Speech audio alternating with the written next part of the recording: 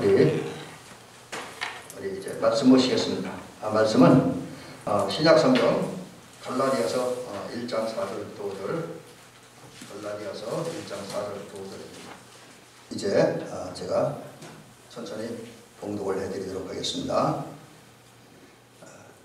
그리스도께서 하나님 곧 우리 아버지의 뜻을 따라 이 악한 세대에서 우리를 건지시려고 우리 죄를 대속하기 위하여 자기 몸을 주셨으니 영광이 그에게 세세토록 있을지어다. 아멘. 오늘은 이 말씀 가지고 복음 증거와 하나님 찬양을 위해 목숨을 건 삶. 이제 우리가 복음 증거 하나님을 찬양을 위해 목숨 한번 걸어보자. 이런 제목으로 오늘 함께 말씀을 드립니다. 오늘 사실 우리 주변에 많은 사람들이 살아가는데 살아간 사람들의 모습이 다양하지만 이제 큰 틀에서 보면 사람들의 삶의 모습이나 결과, 열매들을 둘로 나눌 수 있을 것 같아요. 뭐냐면 어떤 사람들은 그 삶 자체가 아주 위대하게 보이고 또 그 삶 자체가 그 자신이 봐도 그렇고 주변 사람이 봐도 저 사람의 인생은 성공적이었다. 그렇게 살아간 사람도 있고 또 뿐만 아니라 그 위대하고 성공적이니까 그 삶 자체가 행복하죠. 본인이 제일 다른 사람이 보기보다는 자신이 행복하게 삽니다. 근데 어떤 사람들은 그 인생이 좀 그래요. 위대하지도 못하고 늘 실패하고 빌빌거리고 또 늘 얼굴에 내절자 그리면서 가슴에 한숨을 쉬면서 이제 불행하게 사는 사람들이 있습니다. 여러분들의 삶은 어디에 속하는지요? 우리 성도님들은 제가 지금 두 종류의 삶을 말씀드렸는데 물론 또 정의학에 따라서는 다양하게 나눌 수 있겠지만 하지만 오늘 제가 이 말씀드린 범주 내에서 우리 장로님이나 우리 권사님들, 우리 집사님들, 성도님의 삶은 어떠신지요? 행복하십니까? 아이고 참 이제 집에 가서 아멘 할 거죠? 또 우리 성도님들, 강원도 분들 참 반응이 느리네요. 여러분 행복하신 줄로 믿습니다. 그 다음에 나름대로 크게 사람들에게 드러날 정도는 아니지만 그래도 여러분 나름대로 성공적인 인생을 지금도 살아왔으리라고 저는 믿고 기대합니다. 그리고 여러분들의 삶은 누가 뭐래도 위대합니다. 여러분들의 삶을 절대로 위축시키지 마시고 여러분 위대하게 사는 거예요. 왜? 우리는 나쁘지 않잖아요. 믿음을 사니까. 자, 근데 그렇다면 이제 우리 여기서 한 가지로 생각해 볼 게 지금 제가 우리의 삶이 위대하다, 성공적이다, 행복하다 이렇게 이제 여러분 그렇게 말씀드렸고 그렇게 살아야 되는데 그럼 위대하고 성공적이고 행복하게 사는 사람들의 삶의 모습은 어떤 것일까요? 그리고 그 반대는 또 어떤 걸까? 그 사실 위대한 사람들과 위대하지 못한 사람들, 성공적으로 사는 사람들과 실패하는 사람들, 행복한 사람들과 행복하지 못한 사람들 사이는 보면 인간의 눈으로는 그게 큰 차이가 보이진 않아요. 큰 차이가 보이진 않는데 그러나 처음에는 큰 차이가 안 보이는데 시간이 지나면서 그 차이가 굉장히 커져요. 그리고 그 결과나 열매나 삶의 과정을 보면 결이 다른 모습으로 나타나요. 작은 차이 하나 때문에. 이게 당장엔 작은 차이인데 긴 안목에서 보면 큰 차이가 되는 게 있어요.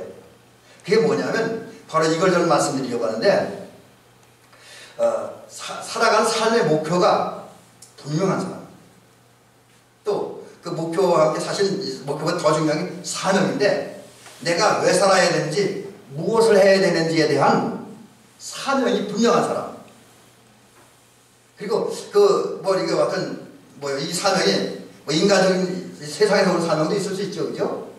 직장이라든지 어떤 단체라든지 이런 데서 주어진 사명도 있고 신앙생활 하는 가운데 기도하는 가운데에 하나님의 은혜로 성령의 감동을 받아서 어떤 특별한 사명을 받는 분들이 있어요. 근데 어쨌든 간에 인간적으로 볼 때는 내가 무엇을 해야 되는지에 대한 사명이 분명한 사람, 해야 할 일, 그것에 대한 사명, 그리고 나는 어떻게 살 것인가. 그러니까 그런 것에 대한 분명한 삶의 목표와 사명이 있는 사람은 위대하고 성공적인 삶을 살 수 있습니다. 여기는 왜 그러냐 그러면 여기에서 여러 가지 설명도 있겠지만 그 얘기가 다 할 수는 없으니까 그러나 하여튼 결론적으로 말씀드리고 싶은 것은 우리가 살아가는 삶의 목표와 우리가 해야 할 일에 대한 분명한 사명감을 가지고 그 일을 위해서 충성스럽게 정말 충성스럽게 살아가는 사명에 충실하고 목표에 충실한 삶을 살아가는 사람들은 행복한 삶을 살 수 있고 성공적인 삶을 살 수 있습니다. 실제로 우리 주변에 보면 성공적인 사람들은, 그리고 행복하게 사는 사람들은, 위대한 사람들은 자기 사명을 이룬 일에, 그리고 그 사명을 감당하기 위해서 인생의 목표를 정하는데 그 목표 달성을 위해서 거기에 목숨을 걸어요. 대충 살지 않습니다. 여러분, 대충 사는 사람들은 사명이 있고 목표가 없으니까 그런 거예요. 사명이 있고 목표가 있는 사람들은 열심히 삽니다. 제가 무슨 얘기 드리자고 하냐면, 우리 어떤 내게 준 사명을 완수하기 위해서, 그리고 사명을 위해서 내 나름대로의 삶의 목표를 설정한 다음에 그 목표를 달성하기 위해서 목숨을 걸고 충성스럽게 일하는 그 사람이 결과와 상관없이, 결과가 중요한 건 아닙니다. 결과와 상관없이 순간순간 사명과 목표를 달성을 위해서 목숨을 걸고 사는 사람이 위대하게 사는 사람이에요. 위대한 삶을 사는 사람이고 성공적인 삶을 사는 사람이고 행복한 사람들이다. 이 사실을 기억하고, 여러분, 그렇다고 한다면 먼저 우리 성도들은 이제 오늘 말씀을 들으면서, 특별히 제가 오늘 바울 얘기를 좀 중점적으로 해드리려고 하는데, 바울의 이야기를 들으면서 분명한 사명감을 깨달으시기 바랍니다. 그리고 발견하시기 바랍니다. 하나님이 나에게 주신 사명이 뭐냐, 우리 교회가 나에게 주신 사명이 뭐냐, 우리 가정이, 우리 직장이, 우리 일터가, 우리 지역이, 우리 이웃 주민이 나에게 준 사명이 무엇인가를 분명하고 확실하게 발견하는 저희들을 주의 이름으로 간절히 부탁드립니다. 그런 다음에 그 사명을 발견하는 건 끝나면 안 돼요. 어떻게 하면 사명을 감당해야 될 것인가에 대한 분명한 삶의 목표를 정하시기 바랍니다. 그리고 바울처럼 여기에 목숨 걸기를 주의 이름으로 간절히 부탁을 드립니다. 바울이 그렇게 살아갔어요. 여러분, 바울은 이제 여러분 잘 알잖아요. 우리가 이 사람 원래 예수 믿는 사람 아니잖아요. 원래 핍박자이잖아요. 그래서 스데반 집사님을 죽이는데 선봉적인 역할을 했잖아요. 중요한 역할을 했고, 또 다메섹이라고 하는 성 안으로 예수 믿는 사람을 체포하러 가던 사람입니다. 그의 고백대로 그는 예수 믿기 전에 유대교의 지나치게 열심이었고 율법을 지키는 데 광신자였습니다. 뿐만 아니라 그는 공부도 많이 했습니다. 그 당시 이스라엘 최고 학문기관인, 우리나라로 보면 서울대학교와 같은, 그러니까 가말리엘의 문화에서 공부한 그런 사람이에요. 거기다가 또 다메섹에서 살았기 때문에, 다메섹이 아니죠, 다소에 살았기 때문에, 그 당시 세계적인 도시였던 다소에서 살았기 때문에 이분은 세계적인 학문, 시랍 문화에도, 시랍 학문에도 아주 깊은 지식을 가지고 있는 그런 사람이었습니다. 이제 그런 그때 이름은 바울이 아닌 사울이었죠. 그런 사울이 예수 믿는 사람을 잡아 체포하고 감옥에 쳐넣고 죽이려고 이제 대제사장들에게 영장을 받아가지고 다메섹으로 가던 중, 우리 잘 아는 대로 길에서 빛 가운데 찾아오신 예수님 만나고 다메섹 성 안에 들어간 다음에 장님의 상태에 들어갔잖아요. 소경인 상태에서. 근데 아나니아라고 하는 사람은 안수받고 눈을 떴잖아요. 그리고 또 우리 성경에는 사실 많은 기록이 나오지 않지만 갈라디아서 1장에 보니까 그분이 갈라디아에서 보니까 그 사울이 주님 만난 다음에 다메섹에서 나오고 아라비아 광야로 갔습니다. 그리고 한 3년 정도 거기서 영적 훈련을 받아요. 그 영적 훈련을 받는 가운데 그는 이제 이방인 사도가 되죠. 물론 이제 선택할 때, 예수님이 선택할 때부터 이는 이방인의 사도로 부름을 받았습니다. 한편 이렇게 연단 과정을 통해서 주님의 사람, 그의 고백대로 갈라디아서 1장에서 말하는 대로 예수 그리스도의 종이 되었고 예수 그리스도의 사도가 된 바울은 그의 삶의 목표를 분명하게 정합니다. 이거 사명을 알아요. 사명을 알게 그 목표를 정하는데 그게 뭐냐면 그리스도를 존귀하게, 사나 죽으나 그리스도를 존귀하게 여기는 것, 가장 귀한 분을 만드는 것, 귀한 분을 드러내는 걸 그게 사명, 그게 삶의 목표를 정합니다. 그리고 그는 하나님께 영광 돌리는 것. 그래서 고린도전서 10장 31절 통해서 우리 권면하잖아요.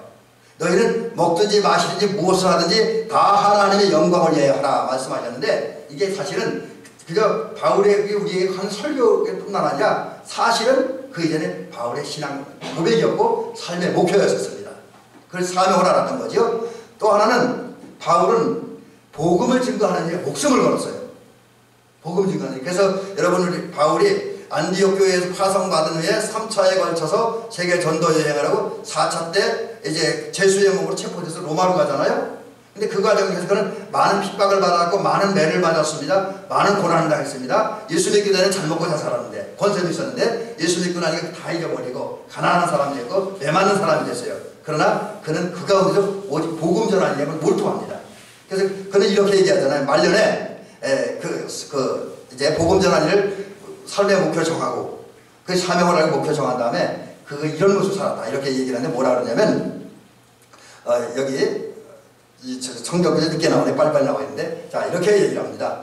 내가 달려갈 길과 주 예수께 받은 사명 곧 하나님의 은혜의 복음을 증언하는 일을 마치려 하면은 나의 생명조차 조금 더 귀한 것을 여기지 않는다. 여러분 여기 이 말씀을 다양하게 여러 가지 각도에서 해석을 하는데 저는 오늘 이 시간만은 단순하게 해석해드리고 싶어요. 이게 바울의 신앙 고백이고 삶의 목표였습니다. 그것도 그가 사명을 삼은 겁니다. 그건 뭐냐면 한마디로 목숨을 걸고 전도하겠다는 거예요. 목숨 걸고 예수의 복음을 전하겠다는 겁니다. 여러분 우리 성도님들이 이번 설을 맞이하는데 이 바울의 이 자세를 꼭 있어주길 주의 이름으로 간절히 부탁드립니다. 또 이렇게 얘기하면 또 어떤 분들이 왜 자꾸 신앙생활 하라고 자녀들이나 모두에게 얘기하라고 자꾸 강요하냐고 신앙의 자유도 왜 그런 얘기하냐고 그런 분도 있습니다. 물론 민주적인 입장에서는 또 요즘같이 개인주의가 극히 발전하는 이 시대에 그런 얘기 할 수도 있을 것입니다. 그러나 성경이 우리에게 가르쳐주는 거예요. 성경이 우리에게 주신 명령이 뭡니까?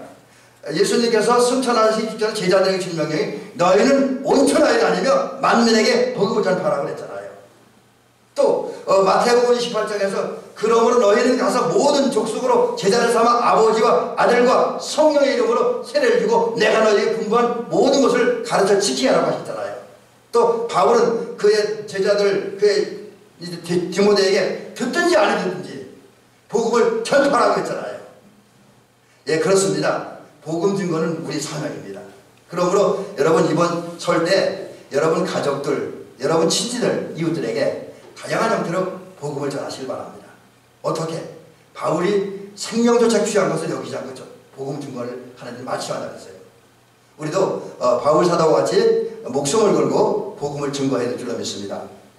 근데 이제 바울 얘기 좀 더 하면 바울은 복음 증거하는 것을 목표로 잡고 이 일을 목숨 걸고 했는데 그 일이 갈라디아 성도들이 실천하는 거예요.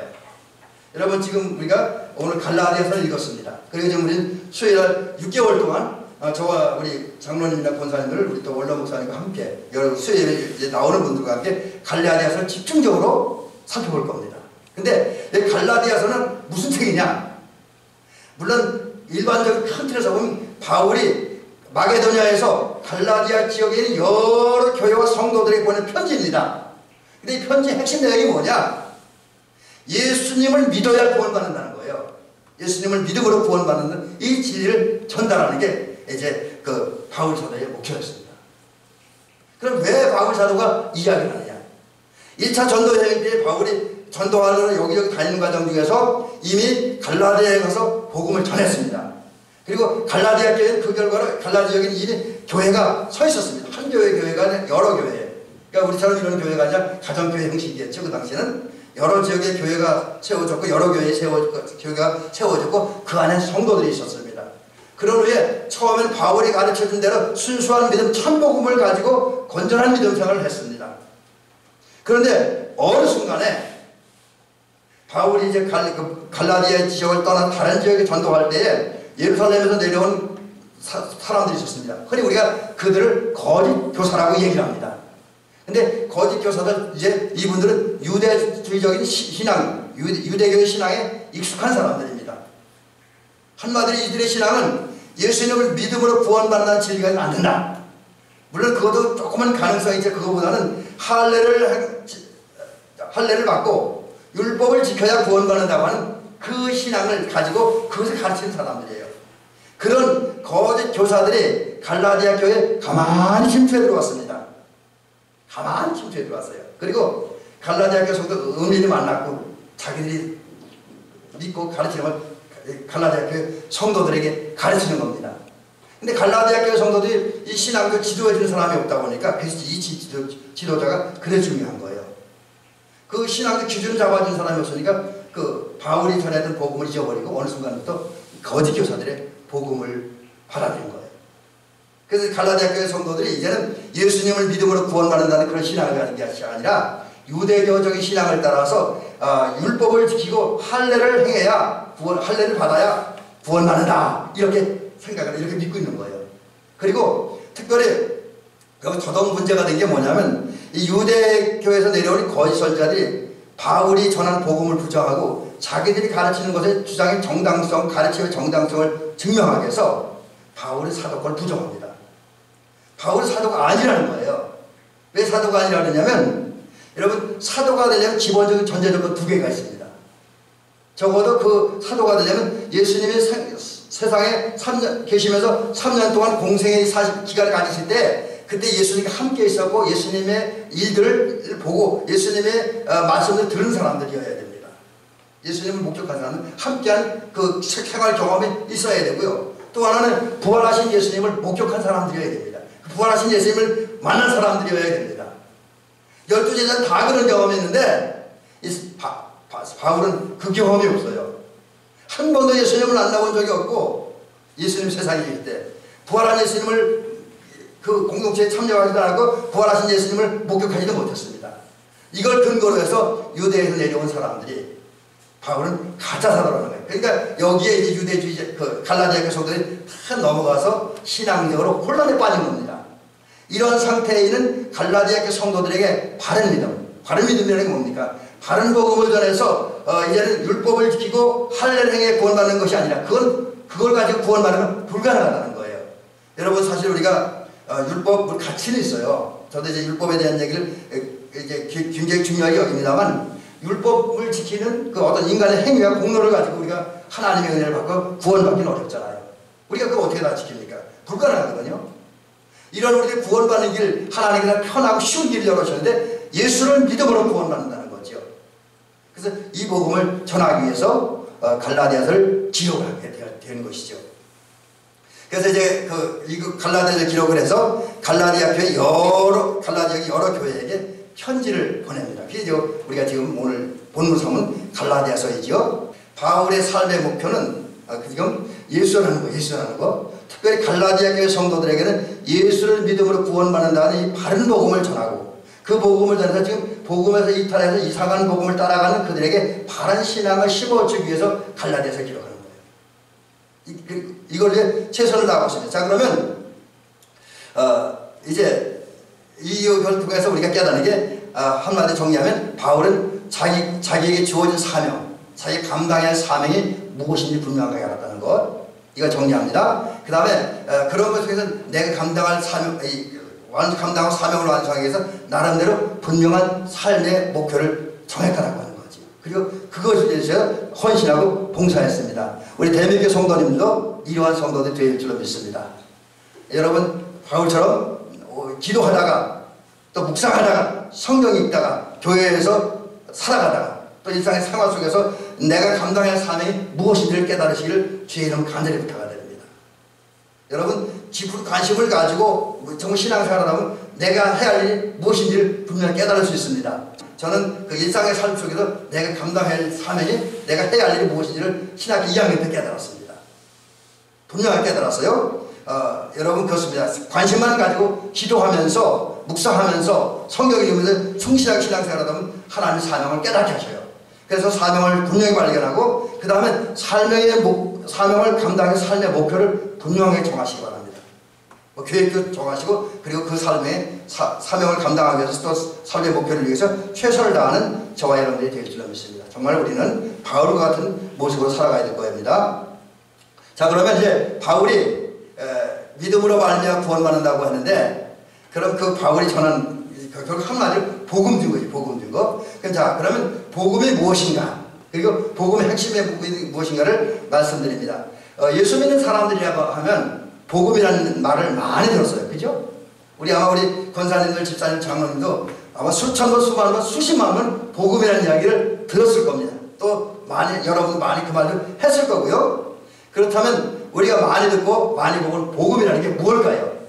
복음이라는 뭘까요? 복음이라는 말은 제가 지금 원어를 써놨는데 유앙겔리온은 그 영어로 성경마다 영어 성경의 번역본에 따라 조금 다르게 번역을 했어요. 어떤 데 가스페디아고 번역하는 데도 있고 어떤 성경은 근뉴스라고 번역을 하는 데도 있습니다. 근데 유앙겔리온이라고는 이 원어의 의미에 가장 가까운 게 제가 느낌입니다. 제 느낌. 근뉴스가 아닌가.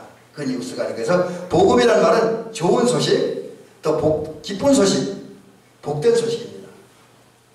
여러분, 예수님이 복음은 그런 거예요. 근데 신약 성경에는 그런 복음으로 가득 차 있고, 특별히 신약 성경에 있는 것은 그 복음에 대해서 구체적으로 천국에 대한 기쁜 소식들, 천국에 대한 모든 소식들이 복음이다, 기쁜 소식이다, 그렇게 얘기를 하고 있고요. 그 다음에 신약 성경에는 예수님의 말씀, 예수님의 하신 일들이 복음이다라고 하는 거죠.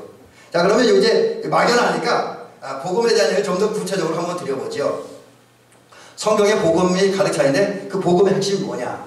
바로 예수님입니다. 오늘 본문 말씀에 보면 그리스도께서 하나님 곧 우리 아버지의 뜻을 따라, 뒤에 빼놓고 앞만 보면 이 말씀에 보면 예수가 복음입니다. 여러분, 복음, 성경이 많이 기록했지만 한마디 정리하면 예수가 복음이다. 예수가 복음이다 라는 사실을 기억하고 믿으시기 바랍니다. 왜 예수가 복음이냐면 예수님께서 십자가에 달려 죽으셨잖아요. 이거 믿죠, 여러분? 예, 예수님께서 십자가에 달려 죽으셨습니다. 그 결과 저와 여러분들이 은총 오셨어요. 무슨 은총 오셨냐면 우리의 죄 문제를 해결해 주셨잖아요. 어떤 분은 내가 인간의 죄를 졌다는 이것도 이해가 안 되는 분들도 있어요. 이해 못하는 분도 안 받아들이고요. 자기 죄 안 졌다, 의인이라고 그렇게 큰데 땅 치는 사람들도 있더라고요. 근데 우리는 양심에도 또 영적으로도 또 생각으로도 이미 좀 문제가 많잖아요.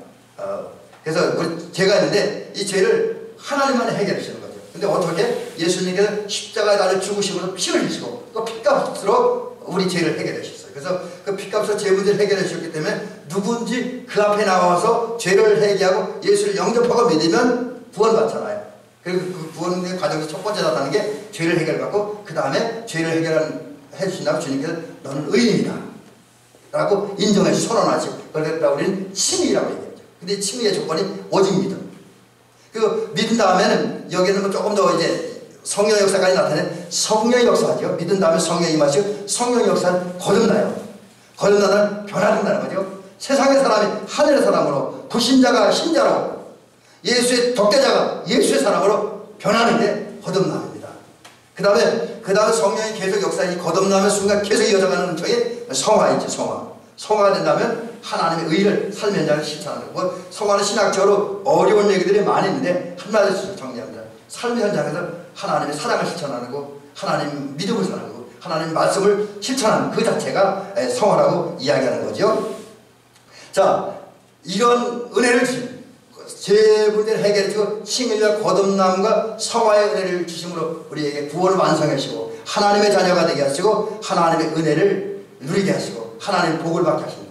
또 하늘나라 백성이 되게 하는 은총을 주신 분이 예수라고 하는 거죠. 그래서 그런 은혜를 주신 예수야말로 가장 복된 소식이다. 가장 이제 기쁜 소식이다. 그래서 복음입니다. 여러분, 복음 어렵게 생각하지 마십시오. 예수님이 복음이다. 아멘. 다른 것도 오늘 다 잊어먹어도 좋습니다. 예수님이 복음이다. 이것만 확실히 기억하시길 주의 이름으로 간절히 부탁을 드립니다. 자, 그러면 왜 바울 사도가 예수님의 복음이라는 사실을 전했을까? 이것을 이제 말씀드립니다. 예수님께서 이제 그 하신 일들 가운데 하나가 가장 중요한 게 우리 사람들을 위해서 당신의 몸을 내주셨어요. 그러니까 복음이 예수님께서 우리에게 하신 일이 당신의 목숨을 내어주셨는데, 그 바울은 지금 본문을 통해 그 이야기하는 거예요. 왜 예수님이 복음이 되는지, 또 바울이 왜 그 복음을 말하는지 그 이유를 밝히는 거지요. 그 이유가 우리를 건져주시기 위해서.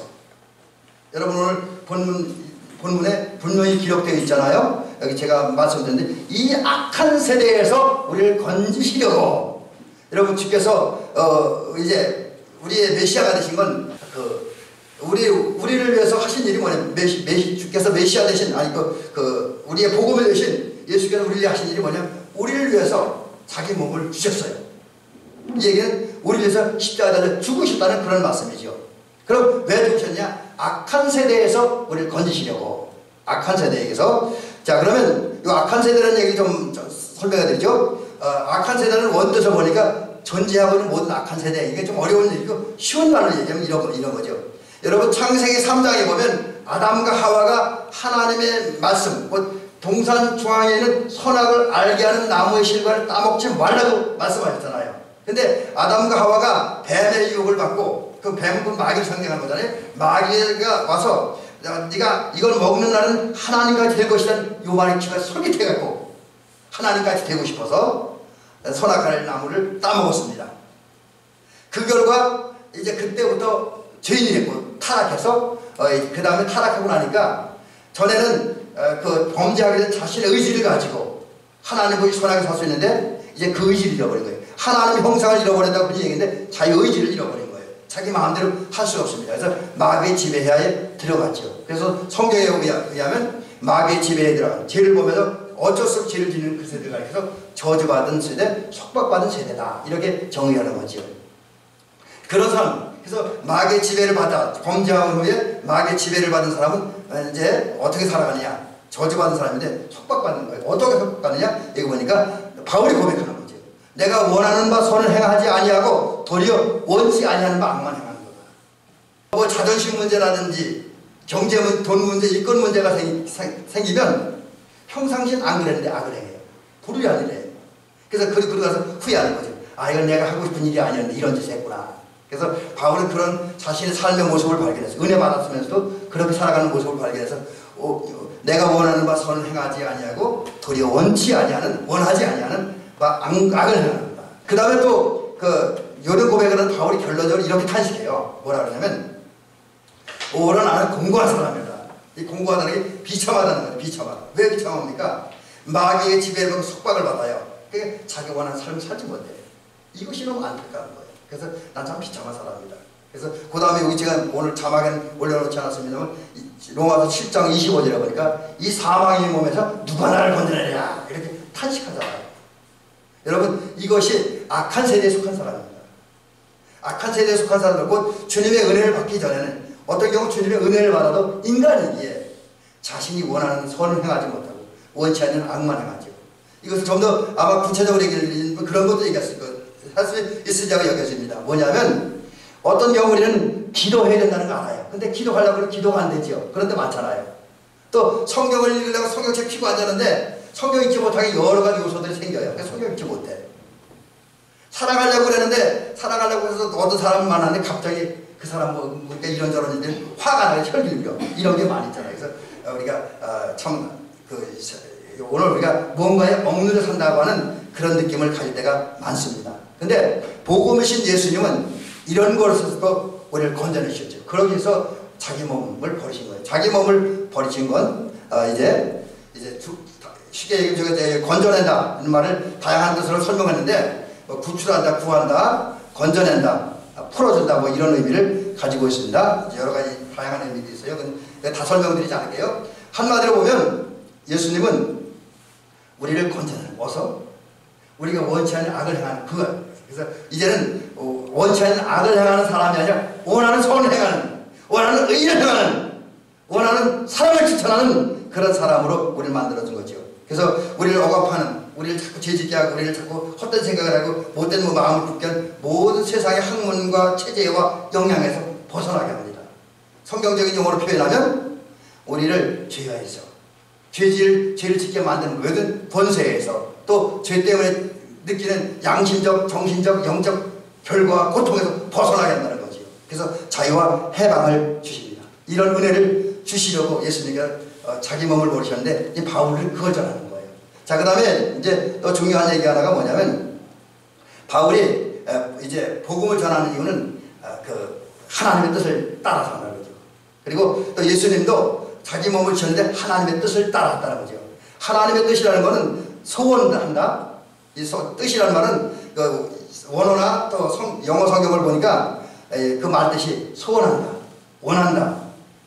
그 다음에 바란다. 하나님 바라는 거예요. 그 다음에 기대한다, 요구한다. 그래서 이런 말을 근거로 정리하면 하나님의 뜻이라는 건 뭐냐면 이렇게 정리할 수 있습니다. 하나님이 기대하는 것. 그러니까 예수님이 하나님의 뜻대로 살았다는 것은 하나님 기대하시는 삶을 살았다는 거죠. 또 예수님이 하나님의 뜻대로 살았다. 이제 특별히 예수님께서 십자가에 달려 죽으신 것이, 그리고 우리를 건지신 것이 하나님의 뜻이었는데 그건 하나님의 목적을 이루어드렸다는 거죠. 또 하나님이 우리에게 예수님의 요구하는, 우리에게 요구하는 것 이루었다. 그 다음에 하나님이 멸망하는 것, 또 하나님이 명령하는 걸 명령하는 것을 주님께 받아들이고 순종했다는 거예요. 주님은 이러한 삶을 사셨어요. 이러한 삶을 따라서 예수께서 십자가에 달려 죽으셨고 부활하셨는데, 바울은 그런 예수님을 전하는 것을 자기의 사명으로 받아들였습니다. 그리고 그 사명으로 받아들인다면 그 전하는 것을 삶의 목표로 정한 거지요. 구체적으로 말씀드리면 복음이신 예수님 전하는 것, 그리고 예수님이 하신 일들, 특별히 복음이신 예수님께서 우리를 위해 십자가에 달려 죽으시고 부활하신 그 사실을 전하는 것을 그 삶의 사명으로 정했고 목표로 정했다는 거지요. 우리도 바울 같은 삶을 살아야 돼요. 그래서 아까 말씀드린 것처럼 기도하는 가운데, 성경 보는 가운데, 묵상하는 가운데, 또 일상생활에 깊은 관심을 가지고 범사를 살펴보면서 내가 해야 할 일이 무엇인가를 찾으시기 바랍니다. 사명을 찾아야 될 겁니다. 그 다음에 사명 완수하고 그것을 통해 우리 삶의 목표를 달성하는 것을 우리 삶의 목표와 사명을 삼고 거기에 최선을 다하는 저와 여러분들이 되실 줄 믿습니다. 자, 이제 이렇게 은혜와 사랑을 받은 우리가 할 일이 있습니다. 여러분, 우리는 예수님의 은혜와 사랑을 공로할 자격은 없어요. 우리 원하는 선을 행하지 않고 원치 않는 악만 행하는 사람이니까. 우리가 삶의 매 순간을 보면 많은 순간 하나님의 뜻을 저버리고 믿음을 살지 못하고 사랑하며 살지 못하고 가난한 마음을 품고 살지 못하고 성결하게 살지 못하고 의롭게 살지 못하는 데가 많이 있기 때문에 우리는 하나님의 은혜와 사랑을 받을 공로나 자격은 없습니다. 근데 예수님께서 죄인 중에 계신 우리들의 큰 은혜와 사랑을 베푸셨고 우리는 그 사랑을 받았습니다. 그래서 우리가 아까도 말씀드린 죄사함을 받았고 의인이 됐고 거듭났습니다. 그리고 성화에 이르고 그 결과 우리는 이런 은혜를 입었기 때문에 우리 스스로가 또 다른 사람이 우리 그리스도인이라고, 성도라고, 또 어떤 사람이 예수생이라고, 군대에서 기독교 환자라고까지 불러주는 거예요. 그리고 하나님의 자녀가 되고 천국 백성이 되고, 그 다음에 제가 가장 좋아하고 여러분들이 자주 소개하는 로마서 8장 28절에 있는 대로 모든 것이 합력과 선을 이루는 복을 받게 되었습니다. 여러분, 이 은혜가 너무 큽니다. 그래서 우리가 할 일이 하나 있는데 그게 뭐냐면 우리가 예수님께 영광을 돌려야 됩니다. 그래서 오늘 본문은 얘기하고 있잖아요. 영광이 그에게 세세토록 있을지어다. 여러분, 우리가 할 일이라는 거죠. 큰 은혜와 사랑을 주님으로 받은 우리는 복음이신 예수님입니다. 그 예수님을 세상에 보내시고 십자가에 달려 죽게 하신, 그 다시 살아나게 하신 하나님께 영광을 돌려야 될 줄 믿습니다. 세세토록 영광을 돌리는데 영광을 돌린다는 말이 무슨 의미냐? 영광이라는 말은 원어에 우리가 찬양한다는 말도 있고 좋은 평판, 칭찬한다, 경배한다, 높여드린다, 이런 의미가 있습니다. 그래서 한마디로 정리하면 우리가 하나님께 영광 돌리는 것은 우리의 크신 은혜를 주신 하나님을 찬양하는 겁니다. 여러분이 정말 열정적인 마음, 감격스러운 마음을 가지고 뜨겁게 열정적 큰 소리로 하나님을 찬양하면 하나님 영광을 받으십니다. 그러므로 하나님 찬양이 되고요. 그 다음에 우리의 말과 언행을 통해 예수님, 우리에게 은혜를 주신 예수님을 드러내고 높이는 일을 해야 돼요. 그게 하나님께 영광 돌리는 거예요. 여러분이 나타나고 제가 나타나는 것이 아니라 우리 삶을 통해서 예수님이 나타나야 되는 거죠. 예수님이 드러나야 되죠. 그때 주님 영광 돌립니다. 그 다음에 우리가 예수님 앞에 엎드려 무릎을 꿇고 엎드려서 주님께, 우리의 은혜를 주신 주님께 합당한 경배와 합당한 예절을 표하는 게 이제 영광 하나님께 돌리는 것이죠. 근데 그런 거를 언제까지 해야 되냐? 오늘 성경에 보니까 세세토록 하라. 바울 사도가 세세토록 하라. 세세토록 한다고 하는 것은 영원히 하라는 말이죠. 그리고 매우 긴 시간인데 이 말을 찾아보니까 끝이 없는 시간이에요. 시작도 없고 끝이 없는 시간. 그냥 끊임없이 해야 된다. 그러므로 우리 이 사실을 기억하고 시작도 끝없이 오직 하나님께만 영광 돌려야 돼요. 그러기 위해서 좀 더 구체적으로 말씀드리면 하나님 찬양해야 돼요. 왜 우리가 하나님께 영광 돌리냐면 성경에 보면 하나님께서 영광 받으시기 위해서 우리를 창조하셨고 또 우리 삶을 통해서 하나님 영광 받으시기 원합니다. 그래서 우리는 하나님 찬양해야 되고, 아까도 제가 소개 말씀드린 것처럼 바울 사도가 권면한 것처럼 사람이 사는 제일의 목적이 하나님께 영광 돌리는 것이기 때문에 먹든지 마시든 무엇을 하든지 다 하나님의 영광을 하는 것이 우리의 목적이기 때문에 저와 여러분들은 영원히 긴 시간 동안 영광을 하나님께 돌려야 됩니다. 그러기 위해서 여러분 주님을 찬양하시길 바랍니다. 여러분 이제부터 영광 돌리고 다른 걸 몰라도 매 순간마다 늘 하나님을 찬양하는데 어떻게 찬양하느냐? 마음을 열시기 바랍니다. 주님을 향해서 은혜를 주신 사랑을 주신 복을 주신 주님을 향해서 마음을 열고 입을 여시기 바랍니다. 여러분 찬양할 때 간절히 부탁하는데 큰 입을 크게 열고 하나님 찬양하시기 바랍니다.